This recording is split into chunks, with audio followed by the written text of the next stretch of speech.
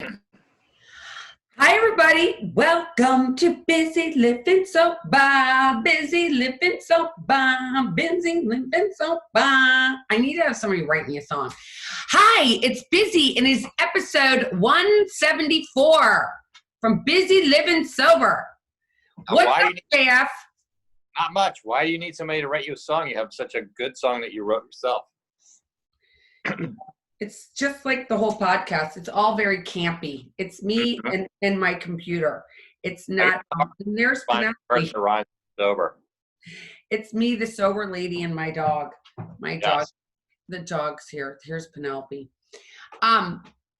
So today, it's interesting because the dogs were barking on our first take here, everybody, and now I was like, oh my gosh, our dogs. It just proves how campy we are. But our friend Chris Holland, who was on just recently, he came on and he was like, I talked to him on the phone and he was like, oh my God, I love it when you and your husband are on together. And I was like, really? Okay, I'll have him on again. And I think it's kind of fun because people can see that when you're sober, you can still have fun, especially as a married couple. And we have fun, that's for sure, don't we? Yes, we had some fun last week, didn't we? We did something different. We did do something different. We tried something. It's not always peaches and cream, everybody. I can tell you that. We don't. It's not like we live this. It's like fantasy land. We had a humongous screaming match today, but we got through it. Mm-hmm. Someone has a temper on them. So tell everybody about what you did last week. I went sailing. Mm-hmm. And I have to say, I went to the Florida Keys. I went sailing with my husband. We did something we've never done together. And it was fun. It was leaving my comfort zone. I had to go read things and I had to take a test, which was very uncomfortable because I don't like taking tests and I never liked taking tests. And now I'm 51 and that has not changed. I still do not like taking tests. And but it's different than previous life because you have these feelings today and you can communicate those feelings when you're like, I just have to tell you, this is where I am. I do not like taking tests. I'm not good at taking tests. And I was able to voice that, which I thought was very, it's like a gift of sobriety, actually, because I don't have to hide and be like, I got this when I don't got anything. And especially I didn't get the wind. I didn't get the knots. I had a lot of fear, if you didn't notice. Mm-hmm. But you got through it. I did get through it. Good time. It was a good time. And learned a little bit of the beginnings of a new skill. Right. It's another thing we can do. Well, you did very well in your sailing. You should put some of your photos that I took of you at the helm up on your website to let people see what it's like. Okay, I'll do that. I'll put some photos up with this podcast of me sailing and doing something that I didn't like doing. But as it relates to my disease that says I don't have a disease and the disease of more I have and the isms that I still have, I still believe that when we get sober and we put down a drink, that's the fun. The first year is like, it's like, oh my God, it's all about putting down the drink. But then the longer you stay sober, the more it's about the think and the isms and making sure that you stay, at least for me, I have to recognize when I'm not comfortable and I have to voice that. And that's something I never did before. I would never voice, this feels uncomfortable. I blame it on somebody else, right? It's somebody else's reasoning, someone else's fault that I feel this way when no one else can be in charge of my feelings, unfortunately. And it's easy to blame someone, but in reality, it always comes back to me. Yes. Good point. And so how did you deal with that? How did I deal with what? Well, you voiced your feelings that you were uncomfortable with the test part. That's what you said. And then how did you deal with it? I just did it. Just did your best, right? I did my best, which was not very. All you can do. It was not. It wasn't in the end. It wasn't that great. And I want to talk about something that we haven't brought up, and I didn't even bring up last week. What's going on in the world. It's kind of freaky. Not talking that about this is not a political show, but I just wanted to say that I just want to say that talking about protesting. I just wanted to say that we are our thoughts go out to people that are feeling less than and people that are feeling like I just want to send our love to everyone is all I want to say is really the only thing Nice. I want to. It's all about love for me. It's all about love. The unfortunate thing is that addiction is such a prevalent, like it's so, to me, it's crazy because you'd think people will be out there going, oh my God, let's do something about all the people that are dying from heroin overdoses and all the things that people are dying from, drug overdoses and alcoholism. And it is a really big epidemic in our world. And it's something that I want to talk about today is the epidemic and how, during this COVID-19, a lot of places where people would go for support are not available right now. And that's something that I know that Busy Living Sober is all about. We want to be available to the people that are out there anytime, any day, and have people hear all different kinds of stories.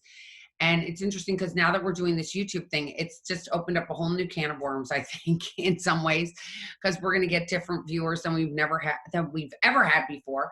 And we're going to have different people on. And it's interesting because also I have more people, we have people reaching out every day saying, can I come on your show? Can I come on your show? Can I come on your show? And I always want, and then people are like, can I pay to come on your show? Can I sell advertising to come on your show? And I'm like, but it's not about that. Busy Living Sober is about like getting busy living sober. And how do you do that on one day at a time? And living in this crazy time with lots of fear, lots of crazy stuff going on. How do you do that?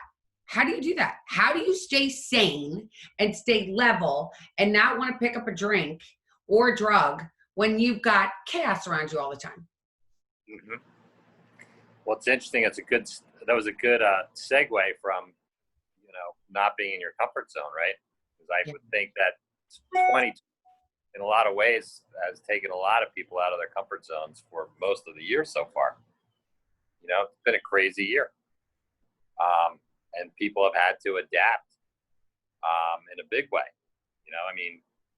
We went out to dinner last night.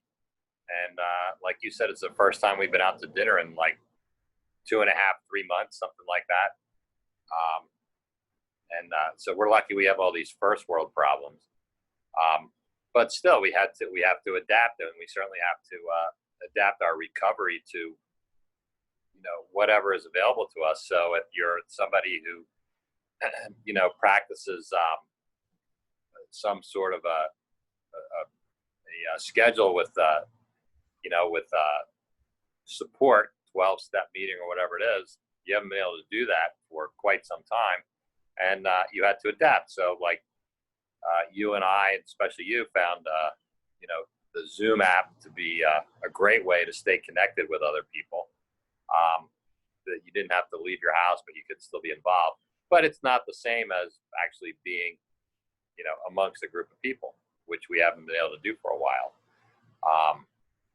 And I think a lot of people have found that to be, even that just a little bit, very uncomfortable. I talked to an old friend today, and who's a guy that's in recovery along with us. We know him from the Rooms of Recovery. We know him from 12-step meetings.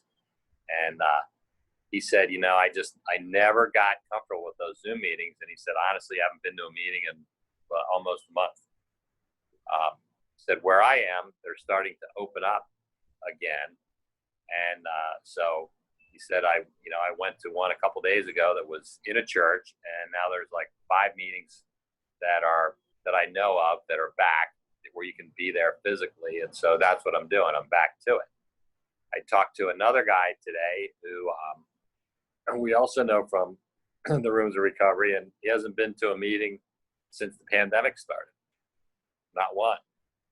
And so he said he's looking forward to trying to get to one this week where he is. Apparently one's going to open up this week and he can finally go. And he said it's been really tough. He's been very lonely, and he's been mostly not that happy and just kind of going through his day. And I think there's probably a lot of people that are really struggling that you and I don't know, but perhaps they're watching this. Maybe some people have been watching this and that's always your hope, is that you can help out a person someplace, somewhere.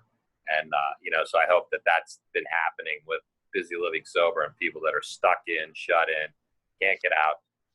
You and I are so blessed because we get to wake up every morning and we have each other. And we know a lot of people, especially people that are recovering from various addictions, don't have that. They live by themselves, and they've probably been stuck by themselves for quite a long time. So, it's I can see where it's been tough, and I can see where people have, my comfort zone for me is, when I have a nice routine, and the routine got broken because of all the stuff that's been going on. So, got to find some sort of a new routine, or, roll with the punches, whatever it is, to be able to, do what I need to do, which is, stay away from the drink, right? It's staying away from the drink, and it's staying away from the thoughts. I realize now that it's the thoughts that come first prior to the drink, right? It's the thoughts that go on in our head that's prior to the drink. It's like you've been thinking about it. You're like, I want to do this, or I want to do that, because I want to escape the way I'm feeling. It's all about escaping your feelings, in my opinion. And, I want to escape how I feel. I want to escape the feeling that I'm powerless. And as I mentioned earlier in this podcast, it's not always, it might look like or hear like from people. And by the way, we're on YouTube now on the Busy Living Sober station. That's because of my kids. They're like, Mom, you need to be on YouTube. So we're on YouTube, by the way, if you want to watch us and see what we actually look like when we're doing this. So go check us out. But it's interesting because when you're like earlier today, I just can only talk about my experience, strength, and hope, because so many people always think about that. And I have something going on. I had a bad altercation with my husband, who's on here today.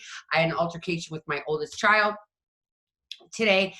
And I called the dear friend and I was like, oh my gosh. And she's in the program. And I said, I feel so powerless. I feel so powerless over both of these people. And they have disappointed me, and, and I'm powerless over it. And that feels frustrating, right? Because I have no power. The only power that I have is God, right? And God is the only thing that I can use as my power. And people might veer away from that God thing like a moth to a flame. But the God thing is what makes it okay for me. And yesterday I talked about on Instagram how whatever God is for you, like I have another friend that she wasn't raised with any religion. So she had no real sense of God. She never went and practiced at a church. She never went and had, she never had those experiences in her life. So she didn't really know what God was. And so when she got sober and she went to a rehab and then to a halfway house, and she got there and she was like, I don't know what this means, this God thing that I have to turn my will and my life over. How do I what is that? Because it's not tangible, right? You can't feel it. You can't touch it. You can't smell it. You can't taste it. You just can sense it in your soul. And she said, what did she use for that was the sunrise and the sunset, because it happens every day. You have it's going to happen no matter what. It's either going to come up behind a mask of clouds, but it will rise.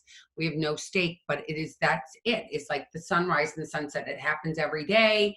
And it's something you can count on, and it's something tangible that you can see and you can feel. You can feel the sun when it's on you. You feel warm.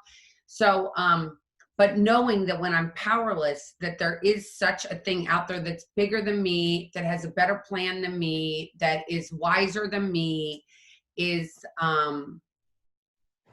helps my life so much easier. But I have to identify that. But I can't identify that by myself. If I sit here and play tapes in my head of like, what could happen, what couldn't happen, how mad am I? How mad am I at this person that I'm married to? I'm mad at him. I'm really mad at him. But how far am I willing to take it, right? Like, how far am I willing to go? Am I going to go to the place where I'm like going to bang my head against the wall? Am I going to pick up a drink? Am I going to pick up a drug? No. But I am going to address it with you, and I addressed it. And that gives me freedom again, because I didn't have to scream. I didn't have to yell. But I did have to address how it made me feel, which is like, I don't like that behavior. And I have to voice that. I don't like that behavior. Which then gives me a sense of like, well, at least I feel like I voiced how I felt. And I don't have to sit here and play tapes in my head. I can voice it, I can discuss it, and then we can move forward. Mm-hmm. Which is a gift of sobriety, would you say? Oh, absolutely. And I know you deal with things differently than I do. So tell us how you deal with things. Well, I mean, it says in the text that I pay the most attention to, which is the Big Book of Alcoholics Anonymous. It says that relationships are just a real bugaboo for people like us, a problem. And so I agree. The response. I think the response that most people have in any kind of a situation where any kind of interpersonal situation where things heat up a little bit is always fight or flight. And so recovery gives you an opportunity to find something besides fight or flight. It gives you the opportunity to find, eventually to find pause and reflection. And, like you talked about, is spend some time with talking to your higher power, spend some time talking to, a good trusted friend, maybe say what you need to say. And like you said, get it off your chest, air it out, be able to bring it up, and, and eventually be able to move forward from it. Hopefully learn something from it.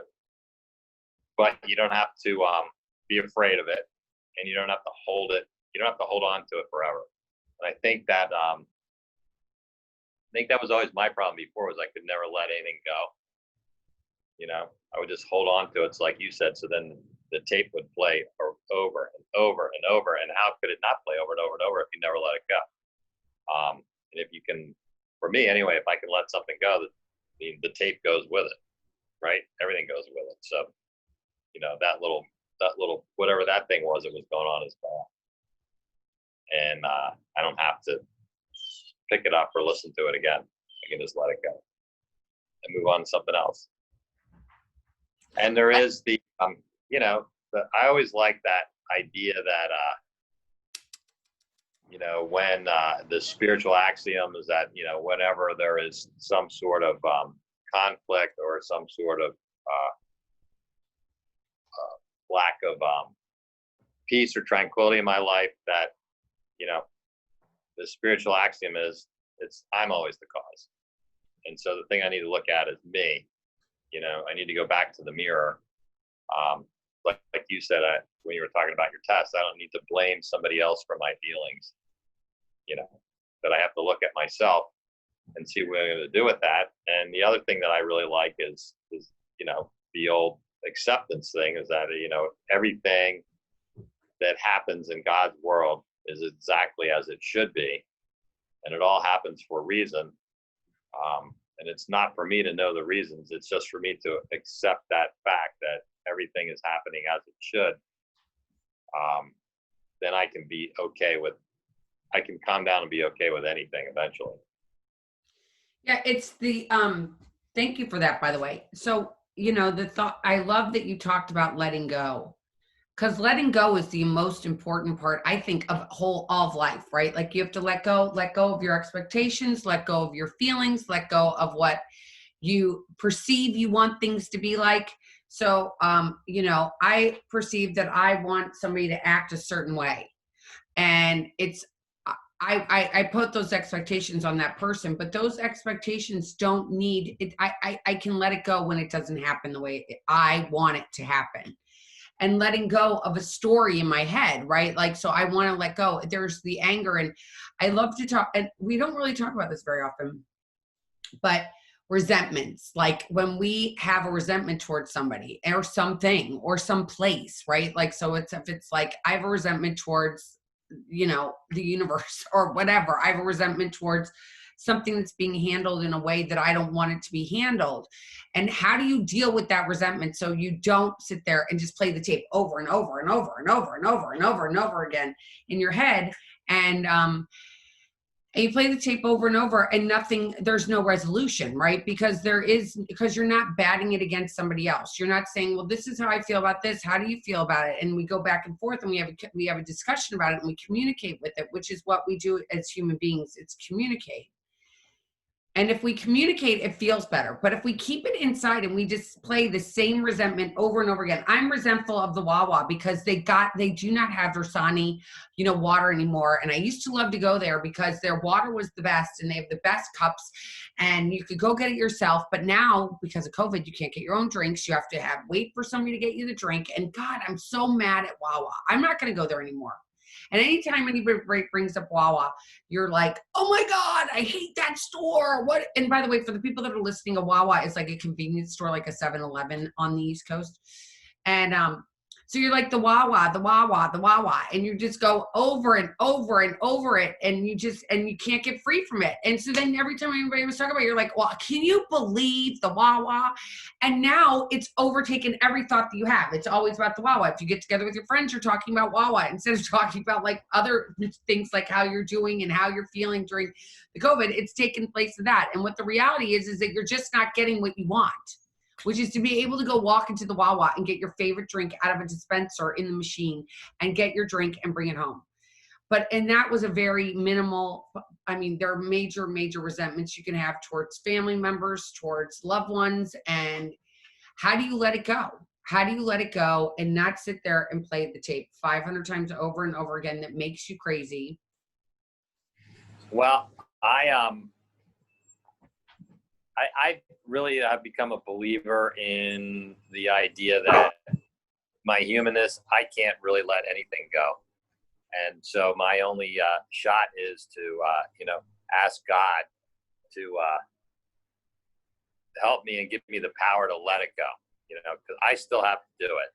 I got to let it go, but I just don't believe I can do it on my own. And I can only let it go if I have God's help. I really believe that. So, that's where I turn to. And that's where I ask for help when I want to let something go, is to say, God, just give me what I need to let this go. So Very can simple. I take, are you finished? I am. Okay. So if I want to take it one step further, what I do when I'm feeling jammed up about somebody, I write about it. So I'm a big writer. So I write like, I'm resentful of this person and this place and this thing. And why am I feeling this way? And why I feel that way and what my resentment is. And then I get on my knees and I give it to God. But I have to identify what it really is, because 9 out of 10 times what I think it really is something way deeper. And what the deeper thing is like, I'm not getting what I want, or I'm not getting what I feel like I need. Or I'm not getting the person that I like, for instance, like with my kids, I'm always like, oh my God, I know better, but I always tell them that they're way smarter than me, but I have life experience. So when I have my life experience, I want to share my life experience with them so that they don't have to have the same scrapes and falls that I had. So hence I go into this thing a lot of times and I project. And I say, this is what I don't want you to have to go hit that fork in the road. I already hit that fork in the road and I promise it doesn't work. Go do this fork instead. And I have to let go though. I have to let go. And because not 9 out of 10, but half the time they really don't want to listen to what my opinion is. And so I have to let it go. And that's relationships. Like I feel like our families and our families, at least for me, are the hardest people to have.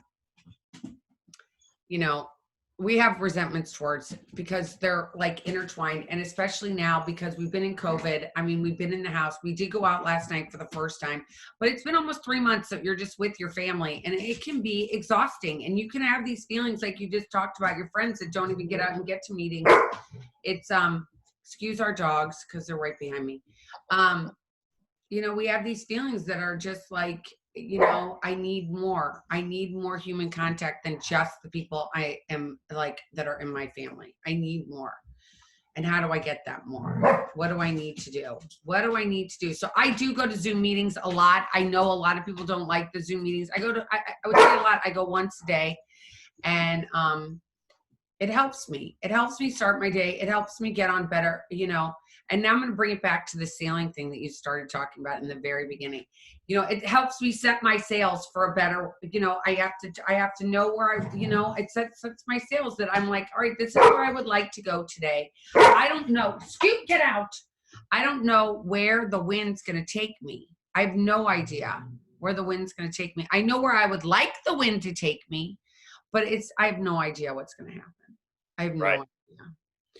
And letting go to that is like the best way to start my day. Because I said the other day, again, on something, I don't write my notes on a Post-it, and I love to show that. I'm going to show a Post-it note here on this. I don't write my notes to myself for the Post-its, like what I have to do in pen.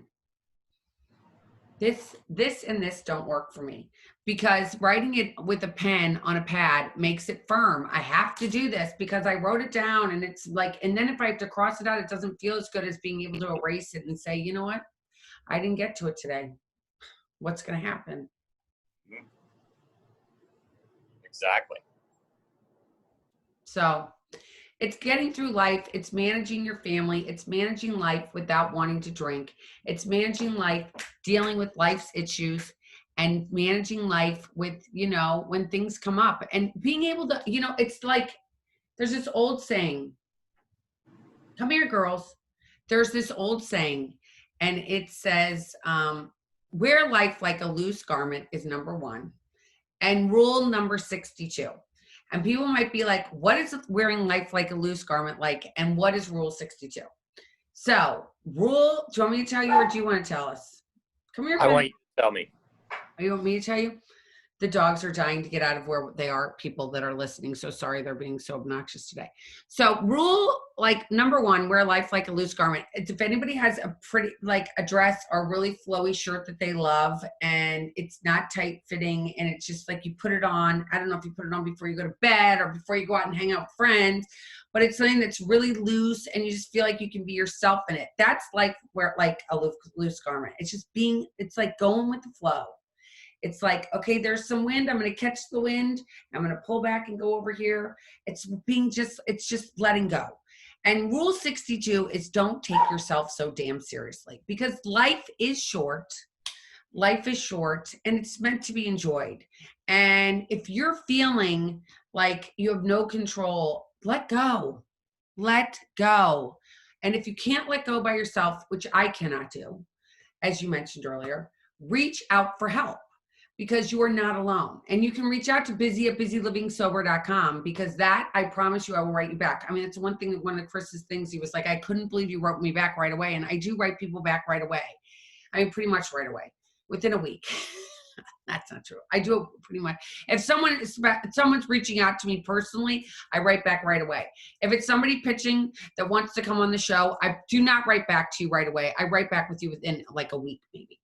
But I want you to know that the most important thing about Bizzy Living Sober is about getting busy living life and not having expectations. So I went out, I took a sailing course. I was not very good at the test, the written part. I'm not good at tests. I can admit it. It's okay. I was good at actually sailing.